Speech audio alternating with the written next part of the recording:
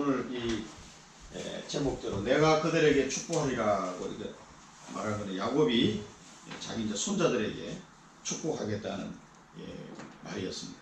근데 이게 굉장히 큰 의미가 있는 내용이고요. 하나님이 지금 우리에게 주시는 음성이기도 합니다. 또 우리에게 하나님은 언약을 전달할 후대들, 또 우리가 현장에서 만나는 제자들, 이들에게 이 언약을 전달하고 하나님의 축복, 이 복음을 전달하기를 하나님 원하는 말씀이라고 생각이 들고요. 그래서 이 야곱이 겪었던 147년 동안 자기가 살아오면서 하나님이 자기를 지켜주시고 하나님이 자기에게 주셨던 그 언약, 그 언약이 어떻게 성취된 것을 야곱은 일생을 통해서 자기 경험을 했잖아요. 그래서 손자들은 아직 이제 잘 모르기 때문에 마지막 죽기 전에 이제 손자들에게, 특히 요셉이 낳은 두 아들은 가나안 땅에서 데려온 아들이야. 이 아이들은 가나안 땅을 본 적이 없어요. 애굽에서 총리의 아들로 태어나서 이제 20대 한 초반쯤 됐거든요. 이때 나이가. 이 두 손자에게는 특별하게 또 요셉의 공로가 있기 때문에 두 지파의 몫을 줄 계획도 있기도 하고, 또 이 두 손자에게는 특별하게 더 축복하면서 언약을 전달하는 필요가 있겠다 해서 야곱이 이렇게 생각을 한 것 같습니다. 그래서 이들에게 축복하는 것이 우리가 이 시대의 야곱이라고 생각한다면 앞으로 우리를 통해서 만나질 후대들과, 육신적인 후대들과 또 우리 만나질 영혼들, 하는 현장에서 만나는 제자들에게 이 언약의 흐름을 잘 전달해줘야 돼요. 내가 만난 그리스도를 전달해줘야 됩니다. 이런 메시지가 우리에게 오늘 쭉 본문을 통해서 주시는 이 말씀인데, 서론을 먼저 보면 흐름을 먼저 우리가 좀 봐야 되겠습니다. 이 하나님이 아담 때부터 복음을 주시고 여자의 후손으로 아담에게 복음을 주시고 노아 때 방주 언약으로 또 복음을 표현해 주셨습니다. 그리고 노아의 10대 후손인 아브라함을 통해서 본격적으로 하나님이 한 민족을 준비를 하시는데, 가나안 땅, 이 그리스도가 오실, 우리의 구세주 오실 가나안 땅, 그 가나안 땅을 예비해 놓으시고 아브라함이라는 한 사람을 택해가지고 이 셈의 후손, 노아의 10대 후손 아브라함을 통해서 이 가나안 땅 오게 하셨습니다. 그리고 이 언약을 그 아들 이삭, 야곱까지 전달하게 하셨고, 그리고 또 12지파를 통해서 이 언약을 이루고 가시는, 지금 오늘 이제 창세기 48장이 여기까지 온 거죠. 이 이후에, 요셉 이후에 하나님이 약 400년 뒤에 모세를 통해서 애굽에서 출애굽하게 하시고 광야에 또 40년 동안 이스라엘 민족을 인도하셔서 가나안 땅에 들어가게 하죠. 그래서 가나안 땅에 들어가서 사사시대를 맞이하고, 사사시대 때 마지막 사사가 사무엘 선지자죠. 이 사무엘 선지자가 에브라임 지파의 후손입니다. 이 가나안 땅을 정복에 들어갔던 지도자 여호수아가 에브라임 지파예요. 그러니까 에브라임에게 하나님 야곱이 축복한 축복이 그대로 성취가 되는 겁니다. 그리고 그 사무엘을 통해서 세운 다윗왕, 이 유다 지파, 드디어 유다 지파 다윗 왕이 나오면서 왕정 시대가 수백 년 동안 이어지게 되죠. 이어지다가 포로 시대가 또 오게 됩니다. 바벨론에게 정복당하고 완전히 나라를 잃고 포로가 되었지만, 이때도 하나님은 예레미야 선지자와 다니엘 선지자를 통해서 포로가 어떻게 돌아올 것까지 예언하시고 그 말씀대로 그대로 또 성취가 됩니다. 그래서 그 이후에 이 언약을 붙잡고 돌아왔던 에스라, 스룹바벨, 이런 사람들을 통해서 학계, 이런 사람을 통해서 포로에서 돌아오게 되고, 또 성전을 재건하게 되고, 그 성전 주위에 또 느헤미야 총독이 와가지고 성벽을 다 완성하는 그런 대역사가 또 이후에 일어납니다. 그리고 말라기 선지자 이후에 중간시대 약 400년 동안 하나님의 말씀이 끊어지는 시대가 또 와요. 암흑시대 400년 동안. 이 암흑시대를 지나고 난 뒤에 누가 옵니까? 드디어 약속하신 예수 그리스도가 이 땅에 오시게 됩니다. 그래서 아브라함부터 여기까지 2000년, 약 2000년을 세워요. 그 언약이 그대로 흘러서 성취되어 가고 있는 거죠. 그 다음에 이 예수 그리스도가 12제자 초대교회를 준비해 놓으시고 이들에게 부활하셔서 말씀하십니다. 오직 그리스도, 그게 답이다. 내가 답이다. 그걸 보여주시고 오직 그리스도 내가 모든 문제를 다 해결했다. 십자가에서 죽으시면서 다 이루었다. 이 구약시대 때 하나님이 약속했던 그 약속을 다 이루었다. 그 말씀을 하시고 이제는 내가 너희와 함께 할 것이니까 땅 끝까지 가서 모든 민족을 제자 삼으라. 그러나 너희 힘으로는 안 된다. 성령 충만 은혜를 주겠다 약속하셨습니다. 그래서 오직 그리스도, 오직 하나님 나라, 오직 성령 충만 이 언약을 붙들고 사도행전의 시대가 진행되죠. 이 사도행전은 아직도 진행 중입니다. 사도행전은 끝이 없어요. 28장은 끝난 게 아니라 사도 바울이 복음을 전하는데 아무도 막는 자가 없었더라. 그 끝이 없어요. 다른 모든 성경은 서론, 본론, 결론에 끝이 있는데 사도행전은 끝이 없어요. 그래서 사도행전 29장을 우리가 지금 써가고 있는 거예요. 그래서 이 사도행전은 사도 바울이 죽고도 계속 지금 진행되고 있습니다. 그래서 예수님께서 제자들 12제자를 세우시고 하늘로 올라가시면서 성령의 충만 은혜 주시겠다 약속하시고 시작된 이 초대교회 이후에 지금 2000년이 또 흘렀습니다.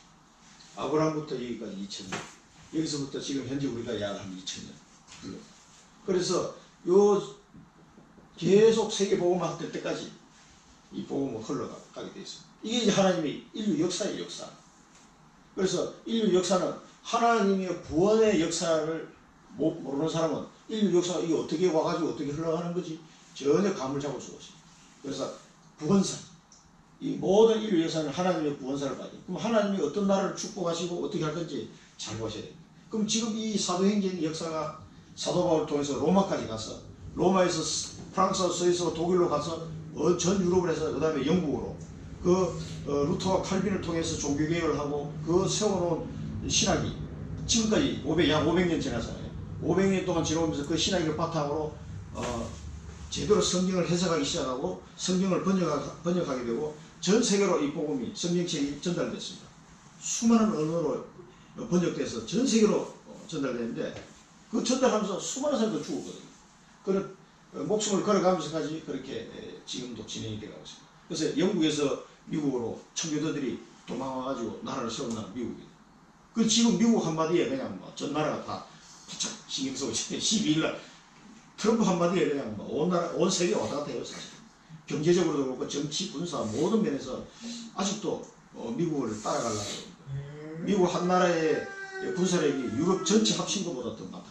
어마어마한. 그러니까 미국 한마디에 그냥 모든 사람들이 신경을 쓸 수밖에 없는 거예요. 그런 미국이 청교도가 세운 이 나라, 이 복음 때문에 하나님이 세계 선교사를 가장 많이 파송했던 미국이 지금 망해가고 있습니다. 망해가고 있습니다. 왜 망하는? 복음을 잃어버려가고 있습니다. 이게. 지금 이 사도행전이 미국까지 가가지고 한국으로 넘어왔는데 이 복음을 말해주는 교회가 없어지기 시작했어요. 유럽은 완전히 망해버려요. 유럽 교회는 다 문 닫았어요. 그리고 다 술집으로 팔려가고 다 이렇게 되고 미국 교회도 지금 다 문 닫고 있습니다. 주일학교 어린이가 없어요. 어린아이들이 교회 안 나와. 젊은 친구들이 교회 안 나와. 저는 나이 든 사람만 나와요. 미국 교회도 벌써. 주일학교 없어져 가고 거의 다 이제 없어진 상태. 그러면서 미국 교회에서 그렇게 켈빈주의 신앙, 그 청교도가 신앙이 기본이 개혁주의고 이 칼빈의 이 신학을 모토로 해가지고 일어난 청교도거든. 근데 그걸 우리나라가 지금 받아서 우리나라가 그렇게 가고 있는데 우리가 개혁주의, 이 장로고 중에서도 개혁 쪽이다. 우리 교단이. 그러니까 그 정신을 지금 그 청교도가 가졌던 그 신앙을 전달을 받아서 지금 한국에 지금 진행되고 있는데 미국은 오히려 문을 닫고 있어요. 지금 불과 100년 정도 지난 사이에 미국이 무너져 가고 있는 거예요. 물론 독립해서 청교도가 온 타임으로부터 한 400년. 400년 동안 이 신앙을 잘 지키던 나라가 근래에 한 100년 가까이 지금 무너지는 속도가 상당히 빨라지고 있어요. 왜냐하면 교회에서 오직 예수가 그리스도다 이 말을 안 주기 때문에. 그래서 미국에는 이 뉴에이지 운동이 일어나고 프리메이션 이런 게 일어나가지고 많은 사람들이 여기서 벗어나게 만들어요. 예수만 구원자가 아니고 모든 종교에 다 구원이 있다. 이런 말을 하는 사람들이 굉장히 늘어나게 돼요. 그리고 기독교를 노골적으로 반대하고 하나님을 배척하는 이런 사상들이 얼마나 많이 나왔는지. 그러니까 청소년들이 맨날 총기 사고 나고 학교에서 총기 사고 나고 죽고 이상한 사건들이 계속 일어나는 거예요. 그래서 그 2001년도에 그 맨하탄에 빌딩이 2개 무너졌잖아요. 비행기를 들이받아가지고. 그게 어떤 분은 그렇게 얘기하다. 그 미국에 하나님이 주시는 경종이다. 그렇게 표현했어요. 그러니까 미국이 복음을 떠나서 하나님의 축복 받은 나라인데 이제 복음을 떠나서 대통령들이 늘 성경에 손 얹고 선서하던 사람이 오바마 때부터 없어졌거든요. 성경에 손을 얹고 선서를 안 해요, 대통령. 미국 대통령. 근데 트럼프는 그렇게 또 했죠. 다시 바뀌어가지고. 자기는 크리스찬이라면서. 약간 성격이 이상한 사람인데 그 사람한테 크리스찬이라고 나왔어요. 그러니까 자기 그 대통령 취임식도 이 예배와 같이 이렇게 찬양 부르면서 이렇게 했어요. 사람은 좀 이상하게 보이는데 그런데 그 사람 하는 거 보면 또 괴상하게 하는 것처럼 또 하나님 또 응답 주시는 것 같아요. 그래서 지금 이렇게 오고 있습니다. 이 끊어진 복음이 대한민국에서 다시 하나님이 살아나게 하셔가지고 전 세계의 복음이 들어가도록 만들고 있다. 이 일이 보통 일이 아닙니다. 오히려 한국에서 이제는 미국에다가 한국의 이 크리스찬들이 미국에다가 안류를 세워서 신학교를 세워서 모든 다민족들 약 150여 나라에서 미국에 와 있는데 이 사람들을 이 영적 지도자를 키워가지고 전 세계로 파송하는 작업을 미국의 안류라는 렘넌트 유니버시티를 세워가지고 그렇게 하겠다는 거예요. 그게 이제 안류에 지금 진행되고 있는 상황입니다. 그리고 왜냐하면 미국의 다민족들이 제일 많이 모이기 때문에 그것을 통해서 전 세계에다가 이 복음을 전도할 리더 지도자를 키워서 파송시키겠다. 그게 이제 우리 교단에서 지금 준비하고 있는 안류주의다 이게. 이게 지금 요 끝이 어떻게 되겠습니까? 이 복음이 모든 민족에게 전파되어야 하리니 그제야 끝이 오리라. 우리 이번에 성교사 대회 때 찬양되잖아요. 요때 되면 예수님이 재림하시는 거예요. 이 위에는 어떻게 됩니까? 새 하늘과 새 땅을 하나님이 예배해요. 이 지구는 다 끝나요. 그래서 하나님이 새 하늘과 새 땅, 새 예루살렘을 너희들이 보이. 꼭 신부가 신랑을 위하여 단장한 것 같더라. 이렇게 표현합니다. 굉장히 아름다운 새 하늘과 새 땅 하나님 준비해 놓으시고 이때 재림으로 오실 겁니다. 이 예수님이 재림하실 겁니다. 이게 몇 년을 걸립니다. 지금 이게 이제 세계복음이 지금 진행 중입니다. 이 일에 내가 쓰임받았다. 여기에 내 언약이 있는 겁니다. 그래서 내 생명과 또 내 건강, 가족, 또 경제 문제 모든 것이 이거하고 관계되어 있다는 사실을 아셔야 돼요. 이게 비밀입니다. 이거하고 상관없으면 이 세계복음화, 이 사도행전이 진행되는 이 세계복음화 나는 상관없다. 그런 사람들은 그냥 구원받아도 그냥 구원받고 그냥 이렇게 하는 거예요. 근데 이 언약과 관계 있다. 여기에 결단하고 사는 사람은 다릅니다. 하나님이 시대적인 응답을 주시게 되어 있어요. 모든 사람이 다 있어요. 그게 성경의 정도입니다. 요거를 잘 보시고 이 흐름을 이해하고 우리가 어느 시간대에 와 있는지를 이해하고 이 말씀 오늘 이 야곱과 요셉의 이 말씀을 봐야 되겠습니다. 그래서 하나님은 이 일을 위하여 24시 말씀을 성취하고 있습니다. 24시 말씀을 성취하고 이 언약을 붙잡은 언약 백성, 이 언약 백성들이 드리는 이 기도에 하나님은 응답하고 계십니다. 그리고 이 전도운동이 계속 지속될 수 있도록 누구도 막을 수 없습니다. 이 하나님의 복음운동, 말씀운동은 누구도 막을 수가 없어요. 공산주의도 못 막습니다. 많은 사람을 죽였지만 대한민국에 계속 전도운동은 지금 끝이 끊이지 않고 지금 일어나고 있습니다. 얼마나 많은 목회자와 이 중지자들이 공산당 6.25 때 내려와서 무참하게 살해당했습니다. 무참하게. 타깃이 교회에 있어요. 1차 타깃이 공산당. 왜냐하면 유물론하고 하나님 섬기는 이 기독교하고 정반대거든요. 그리고 공산주의 사상하고는 정반대이기 때문에 저놈들을 제거하지 않으면 공산주의 확대될 수 없다. 이게 아주 김일성이 갖고 있던 그런 사상이었어요. 그러니까 사정없이 그냥 교회부터 오면 다 죽였어요. 그냥 그것도 몽둥이로 때려서 죽였대요. 미쳐요. 많이 죽었습니다. 그러니까 일제시대 때 신사참배 이 문제 때문에 반대하다 죽은 사람보다 6.25 때 죽은 사람이 더 많아요. 굉장히 많은 사람들이 있어요. 그러나 그렇다 해서 복음운동이 끊어졌냐 아니 오히려 더 크게 우리나라에 일어났어요. 하나님이 그렇게 하셨습니다. 이거는 아무도 막을 수 없고 하나님이 지금도 말씀 성취와 기도 응답과 전도 운동 계속 이어져 가고 있습니다. 그런데 이 하나님은 우리 눈에 보이는 하나님이 아닙니다. 영적인 하나님. 하나님은 영적인 하나님이기 때문에 항상 말씀으로 계시를 하죠. 그래서 계시의 말씀 이렇게 얘기하는 거예요. 계시. 이 말씀을 통해서 하나님이 계시하시고 미리 말씀 주세요. 그래서 지금 야곱이 축복하는 내용도요. 약 450년 뒤에 일어날 일을 지금 얘기하는 거예요. 생각해서 그 지금 부동산 계약하는데 450년 뒤에 일어날 일을 요거는 네 땅이야. 확실해 하고 얘기하면 뭔 소리야 지금. 너무 다 황당할 수도 있잖아요. 근데 여기 나중에 우리 본문 보겠습니다만 현재 완료어로 썼어요. 450년 뒤에 땅 에브라임하고 말하면서 요셉에게 이제 두 몫을 주겠다 하면서 주었다 이렇게 표현해요. 아니 그 450년 뒤에 일어날 줄 것이다 해야 될 거 아닙니까? 주었다 그래요. 얼마나 야곱이 확신이 있었는지. 그 야곱이 한 말 그대로 됐어요. 450년 뒤에, 약 450년 뒤에. 그게 우리 상상하기 힘든 일이잖아요. 그게 하나님의 계시입니다. 하나님의 말씀은 반드시 이루어지게 되어 있어요. 그래서 우리에게 주신 언약도 마찬가지입니다. 우리 삼천제자 얘기했을 때 그냥 하는 말이에요. 그래서 하나님은 성경에다가 하나님 말씀을 기록하게 만들었어요.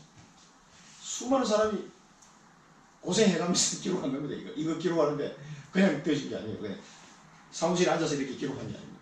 정말 환난과 핍박과 고난과 그 어려움 속에서 성경이 기록되게 돼요. 욥기서 하나만 봐도 얼마나 이 사람 고통의 인생을 경험하면서 그래서 깨달으신 거를 기록해야 합니다. 우리는 굳이 그렇게 고생 안 하고 깨달으라고 하는 이 기록을 요셉도 막 노예로 감옥으로 들어가면서 생고생해가면서 착고와 쇠고랑을 차고 끌려갔는데 그 과정을 통해서 기록하게 된 거거든요. 그러니까 이 성경을 하나님이 기록해서 이 성경에서 전부 다 언약이 됩니다. 하나님의 약속이 됩니다. 약속. 그래서 하나님은 이 말씀 성취를 통해서 이 영적인 하나님 자기를 드러내십니다. 말씀 성취를 통해서. 안 그러면 하나님 살아계신 게 잘 우리가 이해할 수 없기 때문에 이렇게 하나님의 언약을 주셔가지고 성취해요. 그래서 이 말씀을 성취하시는 하나님이라고 해서 여호와 하나님이라고 해요. 여호와 하나님은 스스로 있는 자이기도 하지만 언약을 성취하시는 하나님이다 이 말입니다. 언약을 성취하는 여호와 하나님. 하나님은 내게 말씀으로 오늘도 약속하십니다. 오늘 이 시간에도 하나님이 말씀으로 내게 약속을 주시는 거예요. 우리 청주 임마누엘에 내가 그들에게 축복하리라. 제자 삼아라. 그들에게 축복하라. 우리 후대와 우리가 만나는 현장에서 만나는 모든 제자에게 하나님 축복하시겠다는 거예요. 너를 통해서, 나를 통해서 하시겠다는 거예요. 그 메시지거든요. 그런데 이 여호와 하나님은 우리에게 이 말씀 주시고 그대로 현장에 성취되게 하셔요. 이거를 이제 그러니까 하나님 말씀을 들을 때 요거를 아는 사람은 예사로 안 듣는 거예요. 야, 신경이 바짝 쓰여. 하나님의 말씀이기 때문에. 그래서 이 하나님의 말씀을 붙잡은 우리 다락방 운동이, 다락방 전도운동이 지금 진행이 되어 가고 있습니다. 이 다락방 운동은 복음운동이에요. 복음운동. 복음운동이고 말씀운동이고 하나님의 말씀을 전하는 거예요. 하나님의 말씀 아닌 거 가지고 전달한 적이 없어요. 다 성경 말씀을 가지고 하나님의 말씀운동, 전도와 선교운동이에요. 그래서 지금 알비도 세워지는 이유가 전 세계의 RTS를 세워가지고 그 현지 제자들을 키우겠다는 그런 계획을 가지고 지금 하고 있습니다. 그래서 약 30년 전에 주는 그리스도시요 살아계신 하나님의 아들입니다. 이 마태복음 16장 16절 이 말씀 붙잡고 유 목사님이 말씀을 선포하기 시작합니다. 그 베드로가 고백했던 그 신앙 고백이에요. 그 한마디에 많은 목회자들이 끼어졌어요. 많은 중직자들이 일어나고 렘넌트들이 일어나고 지금 30년 지났습니다. 30년 동안 계속해서 이 말씀이 선포되면서 수많은 사람들이 일어나고 저도 약 20몇 년 전에 이 말씀 들으면서 그래요. 이제 내가 할 일은 이 복음 받고 복음 누리고 이 복음 전달하는 이 삶을 살아야 되겠다. 이 결단을 하게 된 거예요. 그리고 다섯 기초 사도행전 2장에 나오는 그 언약 붙잡고 기도하던 제자들에게 다락방 팀사의 미션을 전문교의 지휘에 이 응답을 사도행전 통해서 쭉 보여주셨어요. 우리는 그대로 가면 돼요. 이 응답을 하나님이 주셨다고 선포됐고 그 다음에 전도 캠프라는 메시지가 나옵니다. 우리가 인생 캠프, 내가 가는 모든 현장에 사실 캠프예요. 내가 만나는 모든 사람 다 복음 전할 대상자들이에요. 예수를 믿든지 이 복음을 받든지 둘 중 하나예요. 그리고 전도자의 삶 해가지고 62가지 전도자의 삶에 대해서 나왔어요. 전도자 하나님의 천명을 붙잡고 가는 전도자의 삶에 대해서 쭉 나왔습니다. 그 다음에 집중시대, 그리고 지금 집중신학원 해서 집중해서 하나님의 말씀으로 지금 훈련시키는 이런 과정들이 지금 가고 있죠. 그러면서 지금 올해 제1, 2, 3 RUTC 시대. 왜 RUTC 시대? RUTC 시대 우리 후대들을 키워야 되기 때문에 그렇습니다. 우리 모두의 후대들을 이 RUTC 통해서 키워나가기 때문에 이런 말씀들이 계속 흘러나왔습니다. 그래서 말씀 흐름과 말씀 집중, 실천, 말씀 성취 이런 내용들을 내 것으로 꼭 만들어야 돼요. 그래서 이런 훈련 과정 속에서 우리는 본부의 시스템이 다 되어 있으니까 내가 어느 훈련을 받아야 되겠다. 이걸 그때그때 시간표마다 기도하시면서 들어가시기 바랍니다. 한 교회에서만 훈련시키기 가지고는 너무 이게 중요한 내용들이 많아요. 안 됩니다. 한 교회에서 훈련. 그래서 우리 본부 차원에서 전체 다 훈련시킬 수 있는 시스템을 딱 만들어놨어요. 너무 좋습니다. 그래서 자기 시간표에 따라서 하나씩 저는 14년 걸렸어요. 훈련받는데. 직장생활 하니까 뭐 시간이 돼야지. 빨리빨리 갈 수가 없어요. 천천히. 근데 14년이니까 다 바뀌었더라고요. 사이사이. 근데 내가 마음을 먹고 기도하면요. 하나님이 갈 시간과 돈을 주시더라고요. 이상하게. 너무 기가 막혀요. 딱딱딱. 하나님 나 시간도 없고 돈도 없는데 시간도 주고 돈도 주시고 그것도 딱 맞기 전에 넘치게. 그래서 갔다 올 수 있도록 차비도 해야 되니까. 그러니까 이제 우리는 다 회비를 내고 훈련을 받으니까 회비 내고도 더 남게 주세요. 다 2배씩 주세요. 그러니까 기도하시면은 훈련 받아서 은혜도 받고 돈도 생기고 휴가도 좀 가고 너무 좋더라고요. 직장 생활하면서 훈련 받으시면 좋습니다. 그래서 빌립보서 1장 6절에 보면 뭐라고 너희 안에서 착한 일을 시작하신 이가 그리스도 예수의 날까지 이루실 줄을 우리는 확신하노라. 하나님이 우리 안에서 착한 일을 시작하세요. 그건 뭡니까? 나에게 준 천명, 나에게 복음을 주시고 하나님이 내 심령 속에 천명을 다 각인시켜 주시고 이 천명을 하나님이 이루어 가십니다. 그리스도의 날까지 착한 일을 시작하는 이 착한 일이 천명이죠. 이것을 이루실 줄로 확신하노라. 빌립보 교회에다가 바울이 한 본론을 보겠습니다. 언약 백성의 축복입니다.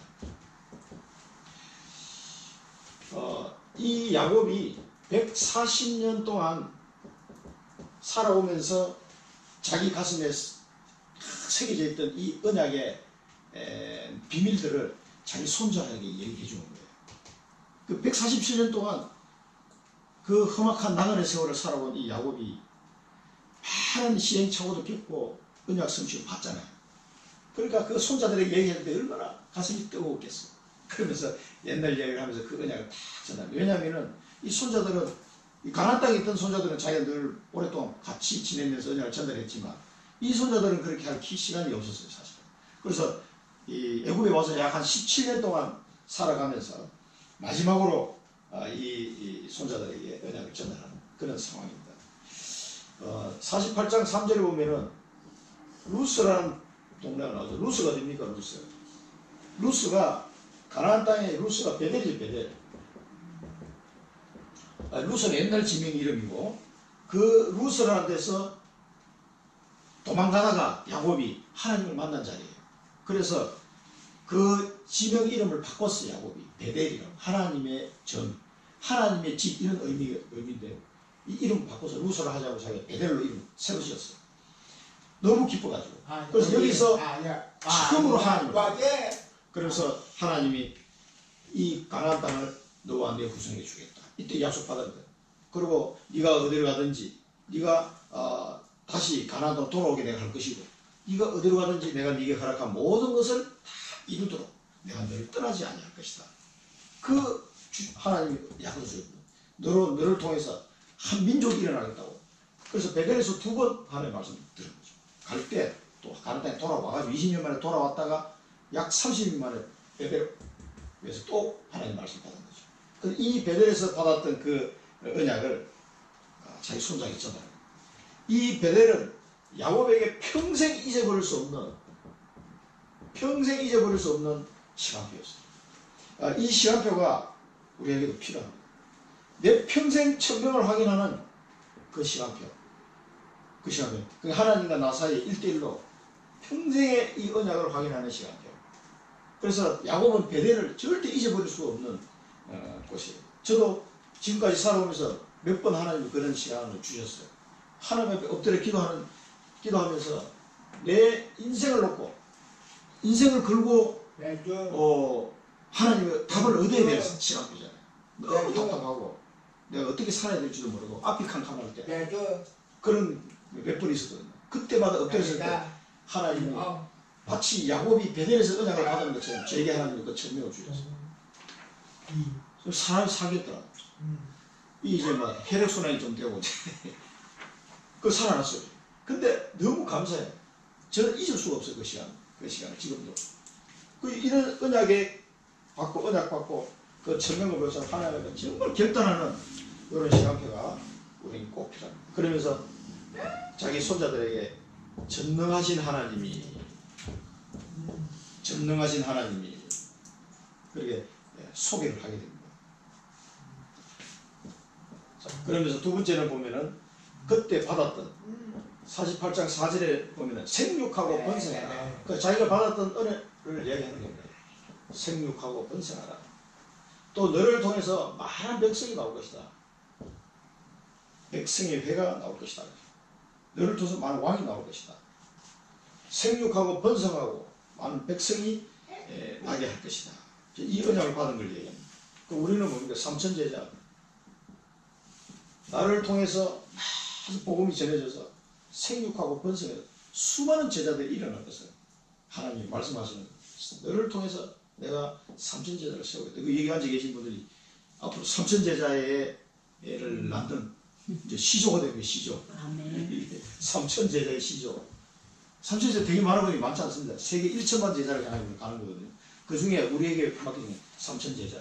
이 천주적 뺑빵에 삼천제자를 세우고 가야 됩니다.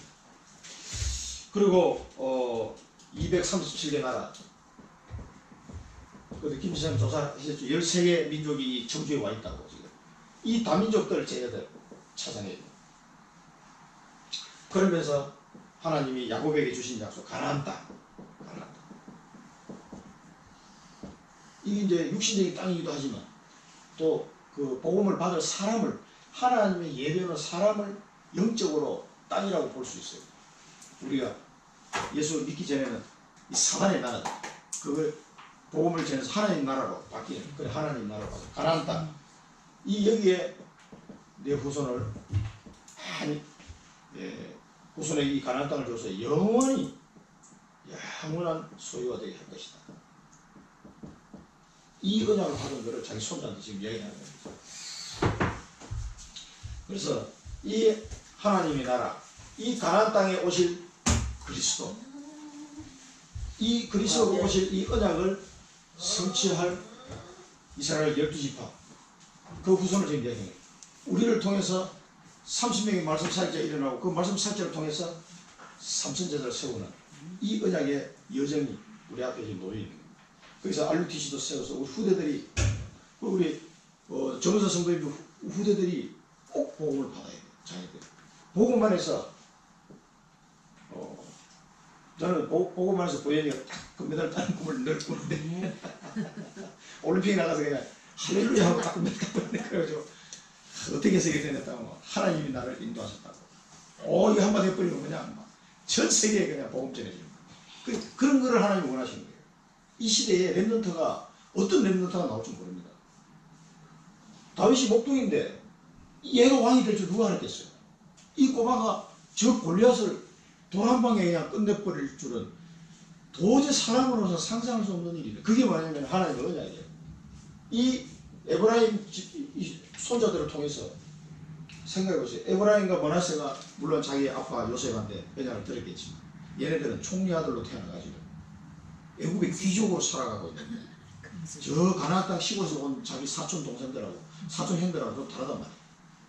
그렇게 이게 할아버지한테 직접 이 언약의 말씀을 딱 듣고 또 축복받는 게 굉장히 중요해요. 야곱이 그걸 알거든요. 이때는 교회가 없었잖아요. 성경도 없었고. 그러니까 그 족장을 통해서 이 축복권이 내려가는 거예요. 굉장히 중요해요. 요셉이 그걸 아니까 자기 아들 데리고 간 거예요. 이 영원한 소유. 이거를 이제 자기 손자에 이 언약을 물려주는 거죠. 이제 이게 너희 것이다. 내게 주시는 이 언약이 너희들을 통해서 성취될 거다. 주시는 거예요. 그래서 우리가 붙잡아야 될 언약입니다. 나에게 주신 언약, 하나님이 나에게 주신 언약 1000명을 붙잡는 시간표. 내 개인적으로 이걸 붙잡는 간절한 시간표가 있어야 됩니다. 평생 잊을 수 없는 이 시간표를 꼭 가질 수 있도록 가졌으면 좋겠습니다. 꼭 가지시고, 그래서 야곱에게 있어서 베델은 잊을 수가 없는 현장이었어요. 딱 2번 하나님 만났는데 자기 평생에 이 언약 붙잡고 야곱은 달리고 야곱의 축복입니다. 야곱이 이제 자기 손자들에게 축복하는데요. 48장 5절에 보면 애굽에서 낳은 네 아들은 르우벤과 시므온처럼 내 것이다. 이 무슨 말이에요? 내 것이다. 이 아들을 보면. 그러니까 이 요셉은 한 지파인데 2지파의 몫을 주게 돼요. 그러니까 자기 손자인데 손자가 이 손자들은 에브라임과 므낫세는 자기 큰아버지와 같은 학년에 놓겠다는 거죠. 그런 뜻이에요. 그러니까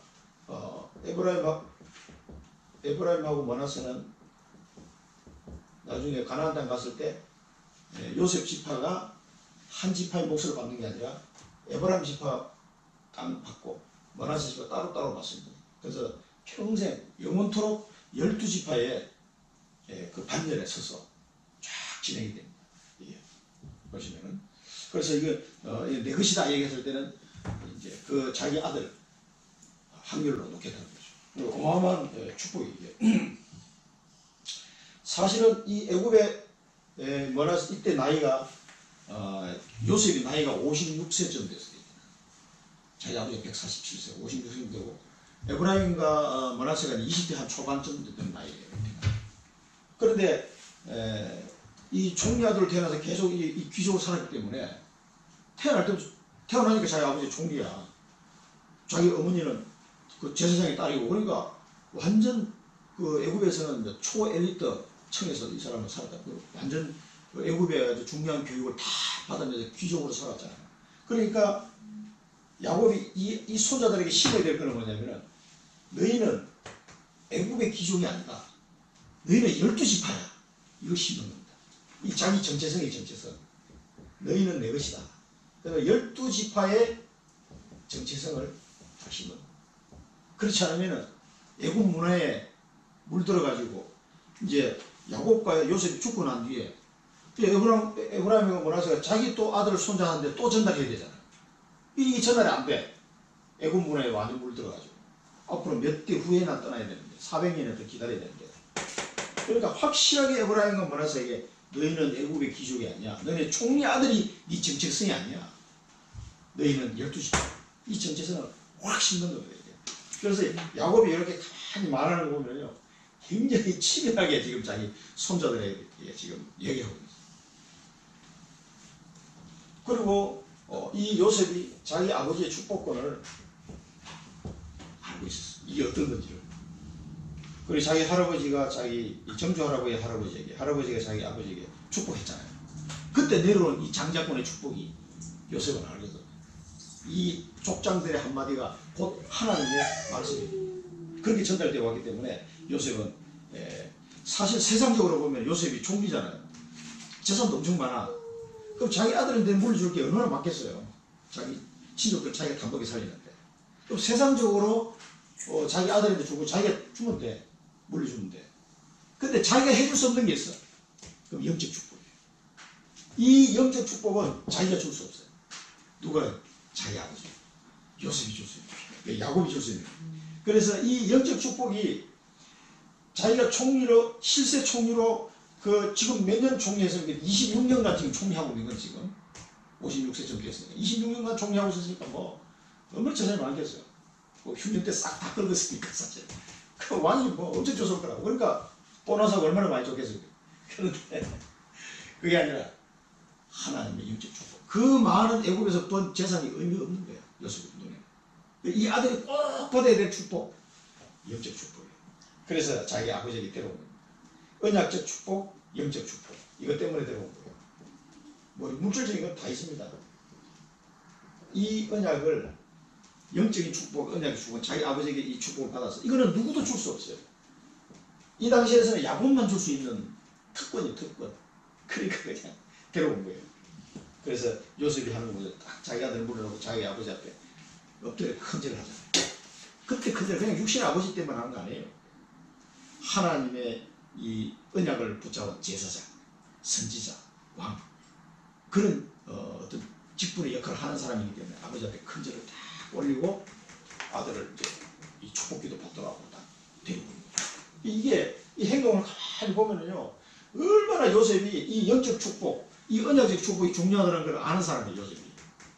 내 돈 하나만 많아도 이거 소용없다. 우리 아들들에게는 꼭 필요한 게 뭐냐? 이 영적 축복이라는 거죠. 근데 이제 부모가 이걸 알아야지 자식들한테 이걸 전달하지. 잘 모르면은 왜 교회 와야 되지? 뭐 잘 몰라요. 그냥 뭐 그런가 보다 이렇게 넘어가 버립니다. 그게 아니에요. 내가 아무리 돈이 많아도 그거 아무 소용없다는 거 아는 거예요, 요새. 그래서 되고 이런 비밀들을 부모들이 진짜 알면은 가장 내 자녀에게 이 물려줘야 될 게 뭐냐? 그리스도. 이 복음을 전달해 주지 않으면 아무 소용없습니다.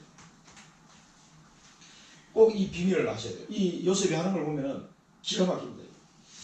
그리고 그러면서 야곱이 딱 뭐 어떤 말을 꺼내냐면은 할머니 얘기를 딱 꺼내요. 라헬 얘기를. 그 요셉은 어릴 때 자기 동생 베냐민을 놓다가 라헬이 죽었잖아요. 그리고 그 야곱에게는 라헬이 제일 사랑하던 그 부인인데 죽어버렸단 말이에요. 그 요셉도 엄마가 죽었으니까. 그 이 손자들은 할머니를 얼굴 본 적도 없어. 이 손자들은. 그 친할머니가 어디에 묻혔는지를 딱 얘기합니다. 왜 얘기했을 것 같아요? 가나안 땅. 예놈들아 머나세하고 에브라임아 너 가나안 땅 잊지 말아라 이겁니다. 이거. 그거 잊지 말라고 자기 친할머니가 어떻게 죽었고 어디에 묻혔는지를 딱 얘기해요. 그리고 야곱도 라헬이 생각이 났겠죠. 이 손자들 보면서 아이고 라헬이 살아서 같이 봤으면 참 좋았을 텐데 뭐 이런 생각이 들지 않았겠어요. 그 떡두비 같은 손자들 둘이 오는데 20대 초반에 청년이 돼가지고 이 손자들 보면서 그 할아버지 마음이 얼마나 그랬겠어요. 요셉을 대충 나이 계산하고 91세 때 요셉을 낳았어요. 야곱이. 그러니까 그 아들이 뭐 엄청 뭐 귀하기도 하고. 그런데 하여튼 이 아들에게 할머니 얘기를 딱 꺼냅니다. 그러니까 굉장히 지금 야곱이 주도 면밀하게 지금 이 손자들에게 언약을 전달하는 거예요. 친할머니의 묘가 어디 있느냐? 이때 이제 유명한 단어가 또 여기 나오죠. 7절에 보면 나오죠. 가나안 땅에서 죽었는데 그곳은 에버랏까지 길이 아직도 먼 곳이라 내가 거기서 그를 에버랏 길에 장사했느니라. 에버랏은 곧 베들레헴이라. 베들레헴이 어딥니까? 그리스도가 태어나는 땅이 도시잖아요. 그러니까 이 중요한 지명이 이제 또 나왔어요. 굉장히 그 언약과 관계된 단어들이 지금 나오시는데 그 할머니 묘가 베델에서 내려와가지고 베들레헴 쪽으로 내려와서 더 남쪽으로 내려가야 되는데 베들레헴으로 오다 말고 베들레헴 가기 훨씬 전에 죽었대요. 베델에서 내려와가지고 거기에 할머니 묘가요. 이 땅이 나중에 에브라임 지파가 차지한 땅이 돼요. 결국 이 땅이. 그리고 참 하나님의 그 계획이 참 오묘합니다. 그러면서 베들레헴이라는 단어, 베들레헴에 못 미쳐서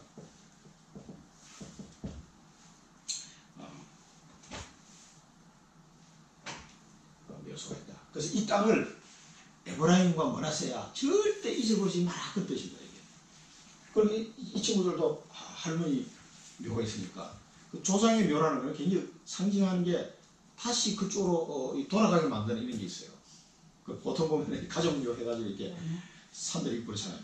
그 매장지에. 그러면 이 할머니 묘를 이야기하면서 가나안 땅을 또 이 손자들이 잊어버리지 않도록 합니다. 그러면서 이제 축복을 하게 되죠. 그러면서 손자들에게 축복을. 근데 축복을 하면서 축복의 근거를 딱 대요. 축복의 근거가 뭡니까? 아브라함과 항상 나오는 아브라함과 이삭과 야곱의 하나님. 그 하나님이 그 하나님의 이름으로 축복한다. 아브라함과 이삭과 야곱의 하나님. 48장 15절에서 15절. 그러면서 이 내용은 뭡니까? 이 축복하는 내용은 너에게 복이 있을 것이고 내 이름으로 칭하게 할 것이다. 내 이름으로 칭한다는 말이 무슨 말이겠습니까? 15절 16절에 보면 나를 모든 환난에서 건지신 여호와의 사자께서 이 아이들에게 복을 주시오며 이들로 내 이름과 내 조상 아브라함과 이삭의 이름으로 칭하게 하시오며 이들이 세상에서 번식되게 하고, 이 번식은 번성이라고 표현하니까 좀 좋은 것 같아요. 내 이름으로 칭하게. 그 다음에 이 번성되게. 그래서 이 언약의 조상 아브라함과 이삭과 야곱의 하나님의 그 이 이름으로 칭하게 하시오며, 이 축복은 뭐냐면 이 에브라임과 므낫세가 이 사람들이 받았던 그 언약의 계보를 따른 축복을 누려라, 이런 의미예요. 이 아브라함과 이삭과 야곱, 이 축복을 너희도 받아라. 이 언약적 축복을 받기를 원하는 그런 축복이에요. 이거를 우리 자녀들에게, 손자들에게 해주셔야 돼요. 또 우리가 만나는 세신자들에게 이 축복을 계속 얘기해야 돼요. 이 언약의 계보가 여기서부터 내려와가지고 지금 여기 우리가 진행 중이거든요. 이 언약의 계보를 우리가 받은 거예요, 지금. 예수는 그리스도, 이 사실을 알고 믿는 자는 이 언약의 계보 속에 들어온 겁니다. 그게 로마서에서, 갈라디아서에서 사도 바울이 분명하게 얘기했잖아요. 지금 이 시대는 예수 믿는 자가 바로 아브라함의 자손이다 라고 표현한 거예요. 육신적인 자손이 아니다. 그러니까 내 이름으로 제가 이 축복이 지금 우리에게 와 있는 겁니다. 에브라임과 므낫세가 받았던 이 축복이 지금 우리에게 와 있는 거예요. 언약적 축복. 그러면 번성하게 되는 축복을 이야기했습니다. 그래서 잠언서 17장에 보면, 잠언서 17장 6절에 보면 뭐라고 하냐면 손자는 노인의 면류관이다 이렇게 표현했어요. 그러니까 에브라임과 므낫세를 통해서 일어날 그 하나님의 엄청난 손자는 노인의 면류관이다. 그 손자 생각되나? 손자는 노인의 면류관이다. 면류관이 뭔지 아시죠? 면류관. 임금님이 쓰는 거 있죠? 줄 막 이렇게 달려가지고 네모 딱 대가 주렁주렁 달리면 그게 면류관입니다. 임금들이 쓰는 모자. 그 면류관인데 손자는 노인의 면류관이다. 그 잠언서 17장 6절에 보면 딱 나왔습니다. 그러니까 이 야곱이 자기 손자들인데 축복하면서 그 손자들을 통해서 이루어질 또 그 하나님의 언약을 생각하는 거죠. 그래서 이 언약을 꼭 전달해야 됩니다. 그러면서 야곱이 에브라임이 차남이잖아요. 에브라임이 차남인데 오른손으로, 므낫세가 장남인데 왼손으로 해버려요. 그러니까 이제 요셉이 이렇게 두 녀석을 이렇게 데려온다고. 그러니까 자기 아버지 오른손에는 므낫세가 가게, 왼손에는 에브라임이 가도 이렇게 끌고 와 딱 앉혀놓으니까 여기 이렇게 얹어버렸어. 야곱이 엇갈리게 손을 딱 얹어 축복을 해버렸다. 그러니까 에브라임이 오른손, 므낫세가 왼손 이렇게 되니까 요셉이 기뻐하지 아니하였더라고요. 기뻐하지 아니하면 그러니까 안 됩니다 하니까 내 아들아 나도 안다라고 얘기하면서 큰 자가 이 작은 자가 더 크게 큰 자가 더 큰 자가 될 것이다. 그러니까 에브라임 지파에 대해 축복하시는 거죠. 그래서 에브라임 지파에 여호수아 장군이 나오고 사무엘 선지자가 나오고 또 유다와 이스라엘이 남북이 갈라질 때도 초대 왕이 에브라임 지파에 여로보암이 왕이 됩니다. 그러니까 그 에브라임의 유명한 그 이스라엘 지도자들이 많이 나와요. 근데 므낫세 지파는 없어. 그래서 인물이 없어. 근데 에브라임 지파로 그 리더들이 많이 나옵니다. 그러니까 에브라임이 차남인데 어떤 장자 요셉의 장자권의 축복을 에브라임 받게 됐어요. 그 다음에 므낫세 장남인데 그러나 두 지파 다 굉장히 큰 땅을 차지합니다. 유다 지파 다음으로 큰 땅을 차지하는 지파들이 에브라임과 므낫세. 그래서 여러 민족을 이루겠다. 그러면서 이 두 사람의 축복이 얼마나 큰지 이스라엘을 대표하는 축복이다. 그 얘기를 하는 거예요. 그래서 20절에 보면 그날에 그들에게 축복하여 이르되 이스라엘이 너로 말미암아 축복하기를 하나님이 네게 에브라임 같고 므낫세 같게 하시리라 하며 에브라임을 머나세보다 앞세웠더라. 그러니까 사람들이 하나님의 축복의 어떤 대표적인 축복을 에브라임과 머나세 갖게 하였더라 라고 말할 정도로 이스라엘의 대표적인 축복을 받는 지파가 될 거다. 그러면서 이렇게 축복을 하게 됩니다. 여기서 우리가 이제 붙잡아야 될 미션입니다. 후대 렘넌트에게, 우리 후대 렘넌트들에게 반드시 언약 전달해야 됩니다. 언약 전달 안 하면 다 망하게 되죠. 언약 전달. 그리고 언약적 축복을 계속 해주세요. 언약적 축복 기도. 우리가 만나는 새신자들에도 마찬가지고 이 언약이 뭔지 참 얘기를 해줘야 돼요. 절대 잊어버리지 않도록. 그런 가운데 개인적으로 하나님과 소통하는 시간이 올 겁니다. 매대 시간표가 올 테지만 우리가 이 얘기를 계속 잊어버리지 않도록 확실하게 얘기해줘요.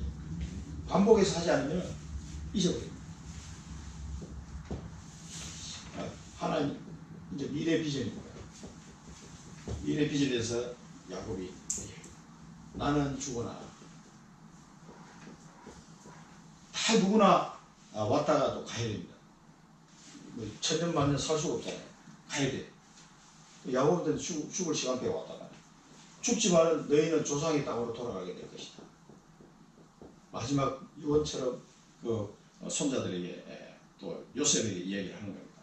너희들은 반드시 조상의 땅으로 돌아가게 될 것이다.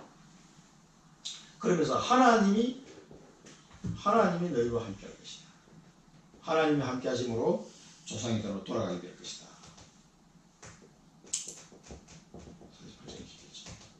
그러면서 그 요셉 지파에게 여기 좀 해석이 번역이 조금 이상하게 되는데 22절에 보면 내가 네게 네 형제보다 세겜 땅을 더 주었나니 이는 내가 내 칼과 활로 아모리 족속의 손에서 빼앗은 것이니라. 이 세겜 땅을 더 주었다는 표현보다는 영어 성경이나 바른 성경에 보면은 한 몫을 더 주었다 이렇게 해석하는 게 더 맞습니다.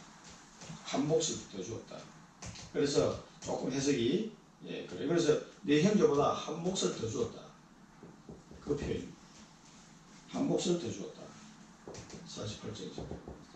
그러니까 이제 에브라임과 머나세 지파를 나눠서 주니까 한 몫을 줘. 이 말씀이 언제 성취됩니까? 여호수아 16장, 여호수아서 16장, 17장에 보면은 성취가 되죠. 이 에브라임과 머나세가 성취가 되고 또 이 사람들이 자기 인원수가 많으니까 나중에 여호수아 때 이야기합니다. 우리 땅을 더 줘야 된다고. 못 알아간다고. 그러니까 땅을 여호수아가 한 산등석이를 하나 더 주죠. 그래서 산을 개척해서 너희들 땅으로 삼으라. 사실 여호수아도 에브라임 지파니까. 그래서 이 에브라임과 머나세 지파가 굉장히 넉넉한 땅을 차지하게 됩니다. 그래서 이 땅 분배를 하는 거 보면 한 몫을 더 받았고요. 450년 후에 이루어질 일이죠. 지금 야곱이 얘기하는 거. 450년 후에 이루어질 일인데 성경 보면은 더 주었나니 이게 영어 성경에 보면은 NKJV 성경에 보면 현재 완료로 되어 있어요. 450년 뒤에 미래형으로 써야지 현재 완료로 딱 써요. have given이라고 되어 있더라고요. 그러니까 너 주었다. 그러니까 과거형이랑 마찬가지예요. 내가 이 한 몫을 더 주었다. 그러니까 이미 하나님의 말씀은 450년 후에 성취될 건데도 지금 성취된 것처럼 얘기해요. 이게 헬라어에 상당히 그런 우리 한국에는 없는 문법적인 그런 동사들이 많아요. 그러니까 과거부터 진행돼 가지고 계속 이루어져 간 반드시 이루어질 동사가 있어요. 그 우리나라 말로 표현을 할 수 과거형도 아니고 현재형도 아니고 미래형도 아니야. 근데 그거는 반드시 될 곳에만 쓰는 단어예요. 그 동사는. 근데 아직 현재로는 안 이루어졌어. 근데 미래에 이루어질 거를 확신하는 단어가 있을 수가 없잖아요. 근데 헬라에는 그런 동사가 있어요. 희한하죠. 그러니까 하나님 말씀을 기록하기 딱 좋은 단어예요. 이 헬라어가. 고대 헬라어가. 하나님은 그런 문자를 만들어서 성경을 기록하게 만들어요. 성경에 하나님의 말씀을 표현하는 그런 동사가 있어요. 한국에는 그런 동사도 해석할 때는 굉장히 어렵습니다. 그냥 주었나니 이런 식으로 봐요. 그래서 450년 후에 일어날 땅을 주었다 그랬어요. 아니 생각해보면 아파트 짓지도 않는데 450년 뒤에 지금 완공될 건데 주었다. 그러면서 굉장히 기뻐해 또. 나 받았다고. 이게 뭐냐면은 믿음이에요, 믿음. 그러니까 하나님 말씀은 뭐라고 그랬죠? 계시. 이 계시하는 거기 때문에 미래에 일어날 거를 오늘 이 언약을 믿음으로 보는 거예요. 이 언약을 믿음으로 보는 겁니다. 그래서 미래에 일어날 걸 현재를 당겨서 보는 거죠. 이렇게 볼 수 있어야 됩니다. 우리가 여기서 붙잡아야 될 비전입니다. 미래에 반드시 성취될 언약을 반드시 성취될 언약. 그 우리에게 주신 삼천 제자, 이 언약도 또 우리 사랑부의 70만 제자, 전 세계 1천만 제자, 이런 언약을 믿음으로 볼 수 있어요. 우리가 언약을 믿음으로 못 보면요, 현재에 가는 어려움을 이겨낼 수가 없어요. 하고 조금 힘들면 아유 안 되겠네요. 또 환경 보고 아유 뭐 힘들겠다 이렇게 자꾸 생각한다니까. 그게 아니에요. 하나님의 언약은 반드시 성취되거든요. 이걸 내가 믿어요. 이게 믿어지면 미래가 딱 땡겨서 보거든요. 그러면 어떤 환난과 고통이 오고 어려운 환경이 오더라도 다 이기는 거예요. 왜? 이 언약 붙잡고 기도할 테니까. 이 언약을 붙잡고 기도하면 어떻게 돼요? 하나님은 계속 성취시켜요. 말씀 성취와 기도 응답 계속 하고 계시거든요. 그래서 하나님은 이루어 나가신다. 그래서 믿음으로 볼 수 있어요. 야곱처럼 나의 언약을 전달해야 돼요. 전달. 내가 믿고 언약을 반드시 전달할 수 있어요. 사실 내가 잘 안 믿어지는 건 전달하기 힘들어요. 내가 긴가민가한데 어떻게 전달하겠어요? 대충 이야기하는 거지. 그건 전달 안 됩니다. 정말 내가 믿음 확인이다.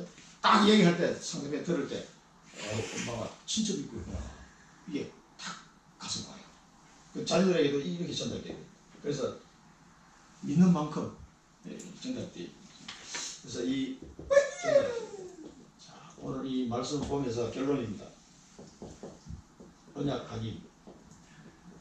하나님이 내게 주신 언약에 나만의 시간이 있어요. 나만의 시간. 이 언약이 각인되는 나만의 시간이 반드시 가질 수 있도록.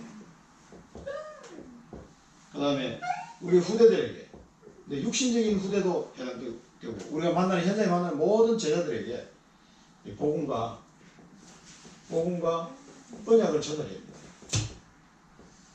반드시 언약 전달. 그래서 이런 훈련 속에 들어가야 되기 때문에 우리가 주일날 예배 드리는 것만 한 번 가지고는 너무 부족해요.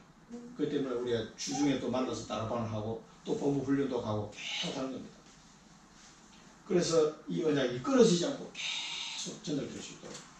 그래서 우리의 미래는 하나님이 그때마다 주시는 말씀을 통해서 확인해야 돼요. 말씀을 통해 확인. 하나님은 계시의 하나님이기 때문에 계속 말씀을 주십니다. 그래서 이 하나님의 말씀을 통해서 확인하면 쉽습니다. 하나님은 오늘도 우리 후대들에게 축복하겠다고 말씀하시고 이 언약과 이 복음의 비밀을 우리 후대들이 꼭 전달하라고 하는 또 말씀을 주셨습니다. 이번 주간에도 이 언약을 전달하는 은혜의 시간 되시기 바랍니다. 기도하겠습니다. 살아계신 하나님 아버지의 은혜를 감사드립니다. 오늘도 야곱의 신앙 고백과 또 그 손자들에게 언약을 전달하는 이 본문을 보면서 하나님, 저희들 마음속에 새롭게 하나님의 언약을 붙잡습니다.